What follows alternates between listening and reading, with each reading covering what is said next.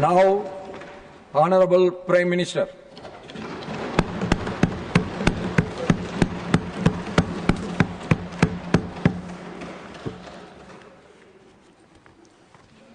आदरणीय सभापति जी,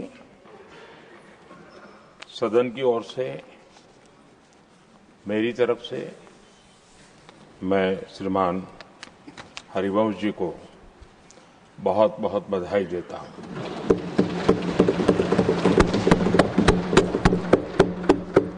और शुभकामनाएं भी देता हूं।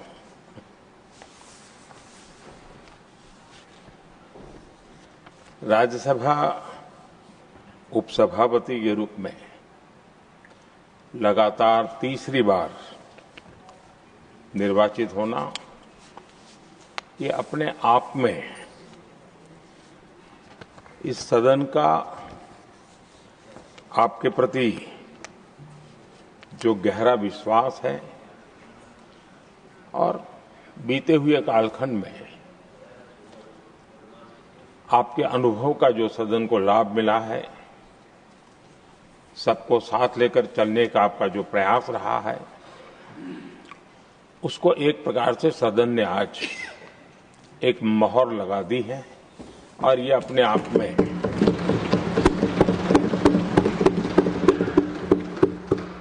ये एक अनुभव का सम्मान है, एक सहज कार्यशैली का सम्मान है और एक सहज कार्यशैली की स्वीकृति भी है। हमने सबने हरिवंश जी के नेतृत्व में सदन की शक्ति को और अधिक प्रभावी होते हुए भी देखा है और मैं कह सकता हूं कि केवल सदन की कार्यवाही का संचालन ही नहीं, वे अपने जीवन के जो भूतकाल के अनुभव है उसको भी बहुत ही सटीक तरीके से सदन को समृद्ध करने में उपयोग लाते हैं। उनका ये अनुभव पूरी कार्यवाही को, संचालन को और सदन के माहौल को और अधिक परिपक्व बनाता है। मुझे विश्वास है उपसभापति जी का नया कार्यकाल उसी भावना, संतुलन और समर्पण के साथ आगे बढ़ेगा और हम सबके प्रयासों से सदन की गरिमा को नई ऊंचाई प्राप्त होगी।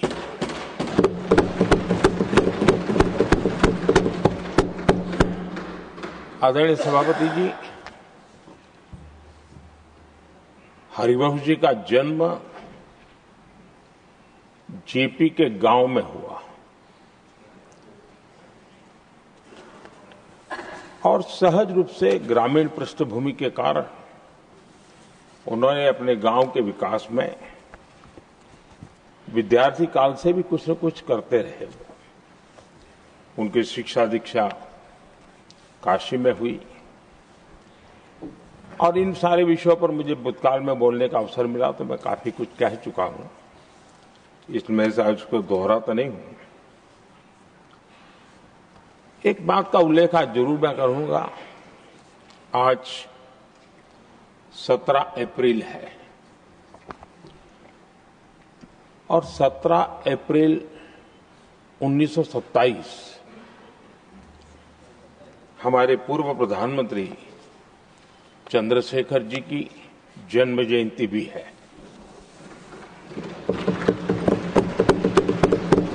और विशेषता ये है कि आज 17 अप्रैल को आप जब तीसरी बार इस दायित्व को संभालने जा रहे हैं और वो भी चंद्रशेखर जी की जन्म जयंती पर और चंद्रशेखर जी के साथ आपका जुड़ाव, उनके प्रति आपका लगाव और एक प्रकार से आप उनके सहयात्री रहे उनके पूरे कार्यकाल में, तो ये एक अपने आप में एक बहुत ही बड़ा सुयोग है। आपने चंद्रशेखर जी के जीवन पर किताबें भी लिखी हैं और चंद्रशेखर जी के एक बृहद जीवन को नई पीढ़ी तक पहुंचाने का एक बहुत बड़ा काम भी आपने किया है और इसलिए आपके लिए एक बहुत बड़ा विशेष अवसर बन जाता है कि चंद्रशेखर जी की जन्म जयंती पर आपका तीसरा कार्यकाल का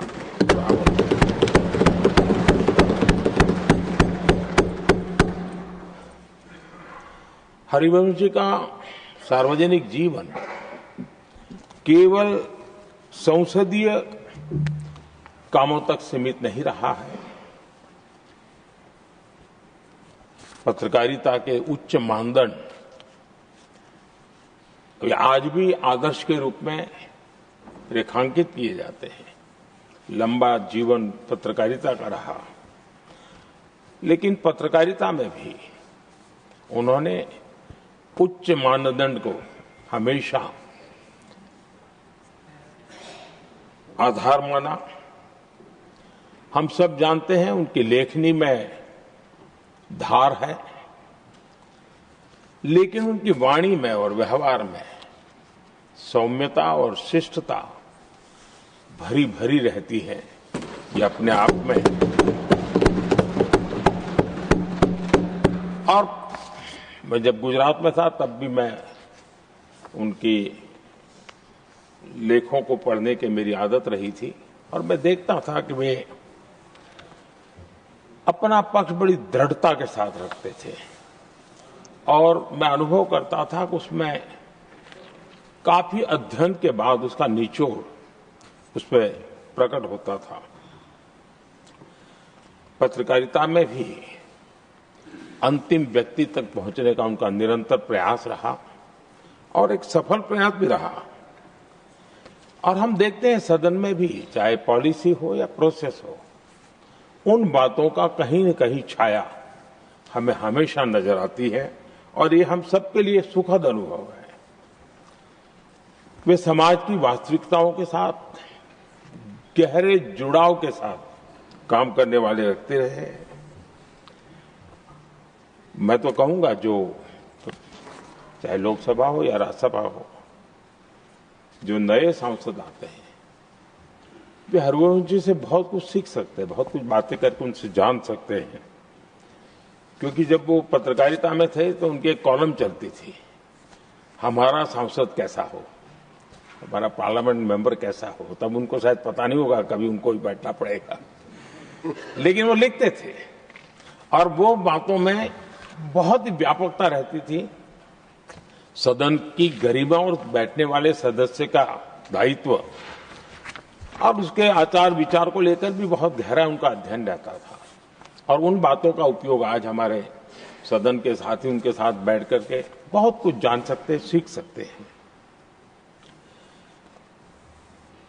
समय की पाबंदी, एक डिसिप्लिन लाइफ में और अपने कर्तव्यों के प्रति गंभीरता, ये आपकी विशेषता रही है और शायद इसी के कारण आप सर्वस्वीकृत व्यक्तित्व आपका विकसित हुआ है।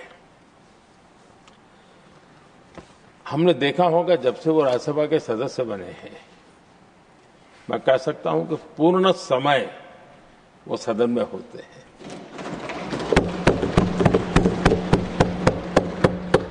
सभापति जी की अनुपस्थिति में सदन को संभालने का काम तो करते ही हैं, लेकिन बाकी समय भी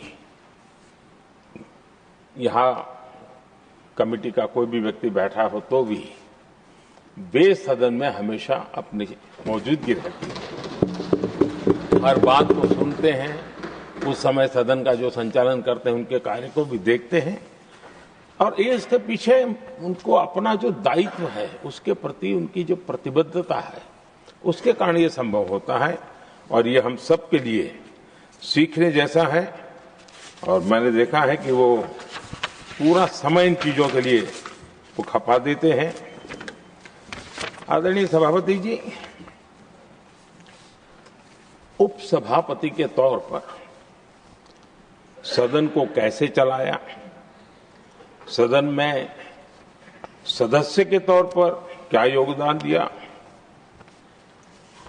इस बारे में हम स्वाभाविक रूप से एक सकारात्मक चर्चा करते रहते हैं। लेकिन सदन के बाहर जनता के बीच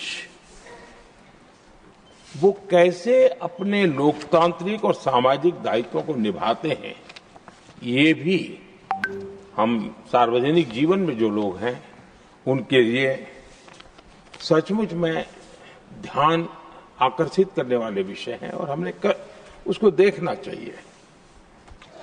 मैं अपने अनुभव से कह सकता हूं उनके काम सराहनीय तो है ही, अनुकरणीय भी है। हमारा देश युवा देश है और मैंने देखा है कि हरिवंश जी ने अपने समय का उपयोग सबसे ज्यादा युवाओं के बीच में बिताना पसंद किया है। युवाओं को में लगातार गंभीर विषयों पर जागरूकता बने, एक प्रकार से लोक शिक्षा का काम निरंतर चलता रहे, ये अपने आप में वो लगातार करते रहते हैं। वो देश भर में उनका भ्रमण रहता है।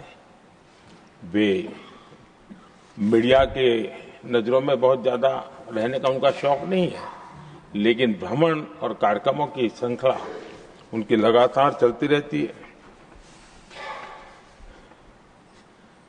2018 में जब उन्होंने राज्यसभा के उपसभापति की भूमिका निभानी शुरू की, उसके बाद जो मेरी जानकारी है, कॉलेजेस और यूनिवर्सिटीज में 350 कार्यक्रम किए हैं। ये बहुत बड़ा काम है। देश की यूनिवर्सिटीज और कॉलेजेस में 350 से अधिक कार्यक्रम, जाना आना, उनके साथ बैठना, बातें करना, उसके लिए विषयों की तैयारी करना, ये अपने आप में बहुत बड़ा एक प्रकार से आपने व्रतस्थ के रूप में इस काम को किया और युवाओं से ही जुड़ने के लक्ष्य को आपने जरा भी ओझल नहीं होने दिया है। और विकसित भारत का सपना युवाओं के लिए भी क्यों होना चाहिए, इस मूल विषय को अलग अलग तरीके से जिस प्रकार से विद्यार्थियों का मूड हो वो बताते रहते हैं। विद्यार्थियों में, युवा पीढ़ी में एक आत्मविश्वास कैसे पैदा हो, निराशा से वो हमेशा हमेशा बाहर रहे, इन सारे विषयों की चर्चा वो करते हैं। उनके कुछ ऐतिहासिक रेफरेंस के साथ बात करते हैं कि हम ऐसे क्या कारण है कि हम जितनी तेजी से जाना चाहिए था आगे नहीं जा पाए, अब अवसर क्या आया है, सारी बातें वो, और देश कितनी बड़ी छलांग लगा सकता है, ऐसे का आत्मविश्वास भरने का काम उनके द्वारा होता है। आजकल देश में लिटरेचर फेस्टिवल एक बड़ा सिलसिला चला है और अब तो वो टियर 2, टियर 3 सिटी तक भी वो सिलसिला चला है। लिटरेचर फेस्टिवल्स में भी हरिवंश जी का अक्सर जाना होता है और उस समाज का उस तबके को भी वो अपने विचारों से प्रभावित करते रहते हैं, प्रेरित करते रहते हैं। आदरणीय सभापति जी, मैंने उनके जीवन का एक प्रसंग जो सुना है, शायद हो सकता है साल वगैरह में मैं बहुत मेरी जानकारी सटीक न भी हो, मैंने सुना है कि 1994 में हरिवंश जी पहली बार विदेश यात्रा की और वो अमेरिका गए। जब अमेरिका गए तो अपने तय कार्यक्रमों के अलावा जब उनसे पूछा गया कि आप कहीं और जाना चाहते हैं, कुछ करना चाहते हैं, तो उन्होंने आग्रह से कहा कि मैं जरूर, ये विकसित देश है तो मैं उसकी यूनिवर्सिटीज को देखना समझना चाहता हूं, वहां की ऐसी कौन सी शिक्षा और कल्चर है जिसके कारण ये देश इतना आगे बढ़ रहा है। और उन्होंने काफी समय अपने निर्धारित कार्यक्रमों के सिवाय पहली अमेरिका की यात्रा में सिर्फ और सिर्फ यूनिवर्सिटीज में बिताया, उसका अध्ययन करने का काम किया। यानी ये जो ललक थी उनके मन में कि अगर एक विकसित देश की यूनिवर्सिटी से जो निकलता है तो हिंदुस्तान की यूनिवर्सिटीज भी ऐसी हो ताकि विकसित भारत का सपना वहीं से रेखांकित किया जा सके।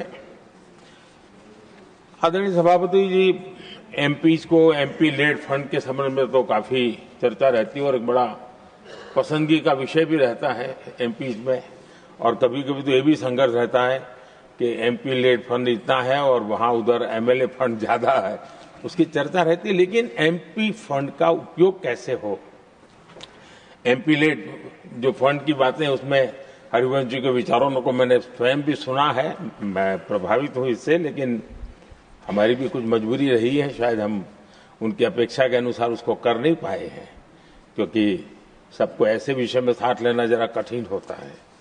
लेकिन उन्होंने खुद के उस जिम्मेवारी को कैसे निभाया है, मैं समझता हूं वो भी हम लोगों ने, उन्होंने ये एमपी लेड फंड था जो अपने जो विचार हैं उसको विचार को ही नीचे धरातल पर उतारने के लिए उपयोग किया। शिक्षा क्षेत्र और युवा पीढ़ी ये उसके सारे केंद्र में रहा।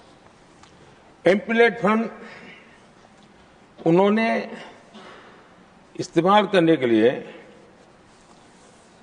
एक मिसाल पेश की है।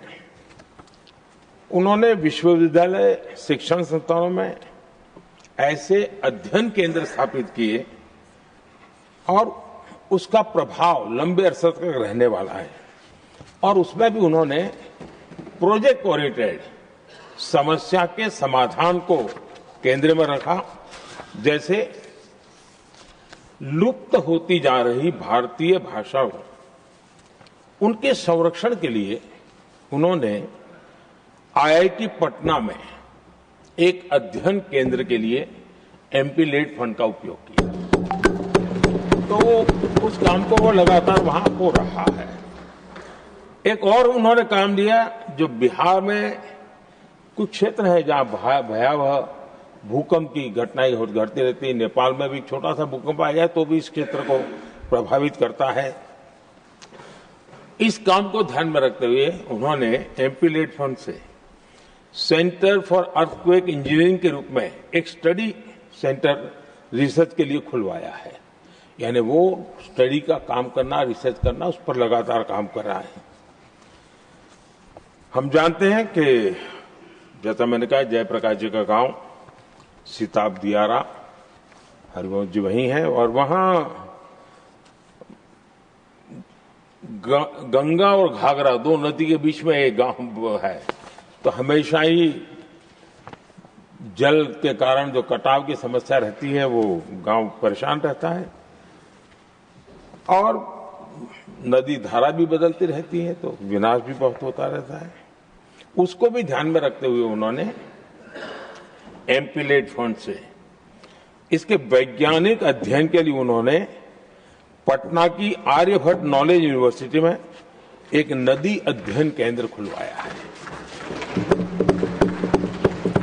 पटना के ही चंद्रगुप्त प्रबंधन संस्था में वो business incubation and innovation centre बनवा रहे हैं। एआई के उस दौर में मगध विश्वविद्यालय में आर्टिफिशियल इंटेलिजेंस सेंटर बनाया है। यानी एमपी लेड फंड का एक निर्धारित दिशा में काम कैसे किया जा सकता है, इसका एक उदाहरण आपने प्रस्तुत किया है। आदरणीय सभापति जी, हम सभी ने अनुभव किया है कि लोग जब अपने गांव से स्थानांतरण करते हैं, दूसरे शहर में जाते हैं, तो जीवन में एक प्रकार से गांव से कट जाते हैं। हरिवंश जी का जीवन आज भी गांव से जुड़ा रहता है, अपने गांव से जुड़ा रहता है। वो लगातार वहां के सुख दुख के साथी बन करके वो अपना जो भी कंट्रीब्यूशन कर सकते हैं वो करते रहते हैं। आदरणीय सभापति जी, जिस संसद की नई इमारत में बैठे हैं, उसका जब निर्माण कार्य चल रहा था तब मुझे उनके साथ निकट से काम करने का अवसर आया, और मैं अनुभव कर रहा था कि जो विचार मेरे मन में आते थे, मैं हरिवंश को कहता था हम ऐसा करें तो कैसा होगा।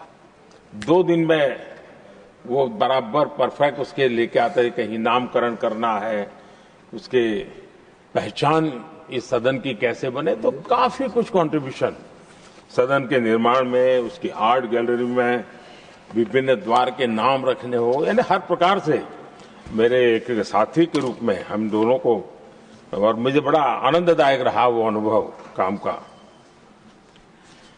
आदरणीय सभापति हरिवंश जी के सदन को चलाने की कुशलता को तो हम भली भांति देखे हैं, लेकिन साथ साथ उन्होंने राज्यों की विधानसभाएं, विधान परिषदें और वहां जो प्रिसाइडिंग ऑफिसर्स हैं उनको भी कैसे मददरूप होना, उनके लिए किस प्रकार से आवश्यक उनके ट्रेनिंग के लिए काम किया जाना, उसके लिए भी काफी समय दिया और उन्होंने लगातार उनके लिए समय दिखाया। कॉमनवेल्थ पार्लियामेंट्री एसोसिएशन में भी उन्होंने भारत की डेमोक्रेटिक व्यवस्था की छाप छोड़ने में बहुत बड़ी सक्रिय भूमिका निभाई है। मुझे पूरा विश्वास है कि 21वीं सदी का ये दूसरा क्वार्टर ये सदन को बहुत कुछ कंट्रीब्यूट करना है, देश को प्रगति के पथ पर ले जाने में, विकास के लक्ष्य को प्राप्त करने में। मुझे विश्वास है कि सदन के द्वारा बहुत कुछ होगा और उसके कारण पीठाधीश सबका दायित्व बहुत बड़ा होता है। हम सबका बड़े विश्वास से मैं कह सकता हूं कि सभी साथी आप जो चाहते होंगे उसको पूरा करने के लिए सहयोग करते रहेंगे और आपके काम को कठिनाइयों में न परिवर्तित करें, इसके लिए ताकि आप ज्यादा आउटकम दे सकते हैं। और मुझे विश्वास है सब लोग इसको करेंगे। और मैंने पहले भी कहा था कि हरि कृपा पर है सब कुछ और हरि तो यहाँ के भी है, हरि वहां के भी है और हरि यहीं बैठेंगे, तो हरि कृपा बनी रहे, इसी एक अपेक्षा के साथ मेरी आपको बहुत बहुत शुभकामनाएं हैं। बहुत बहुत धन्यवाद। Honorable members, now I call upon leaders of parties to offer felicitations to the Honorable Deputy Chairman. I request that all speeches be kept